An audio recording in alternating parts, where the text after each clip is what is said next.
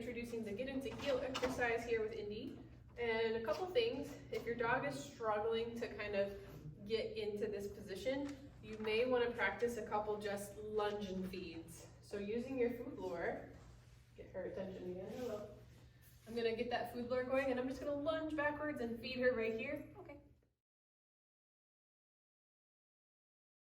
And feed her right here. Okay. Just to get her a little bit more confident with moving behind me. Good. So if you're struggling to get your dog to move forward, I would start there. Make sure your dog understands how to follow that food lure. Encourage them to follow that food.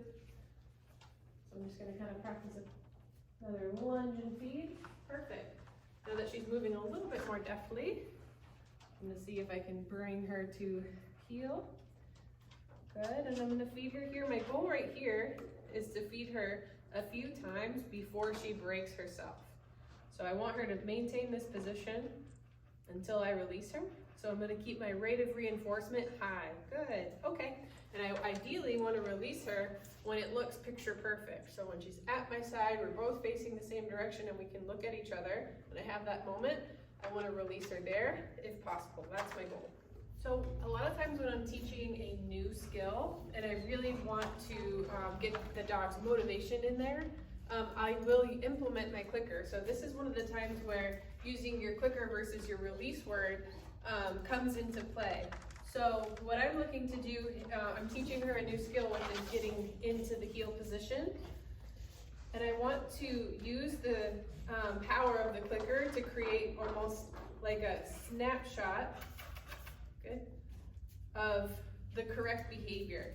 So when we pair the sound of the clicker with whatever she's doing, her brain is going to create a really strong neural pathway that makes that behavior more likely to happen because this has such a strong reinforcement history. So utilizing your clicker when you're teaching a new skill is really helpful. It helps create a really strong, motivated response, and it can help your dog take essentially like a snapshot of what they're doing, so they're more likely to repeat the behavior. Good.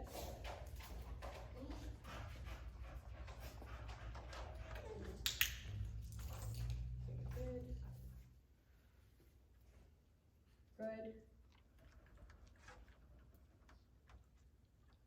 Just taking a minute to chew that treat. Good. Good. Okay. Perfect. So my goal was to release her when I had that picture perfect moment. Using your clicker in that moment is a really good idea. I didn't do that in that last rep, but it's a great idea because the clicker can help solidify things in your dog's brain.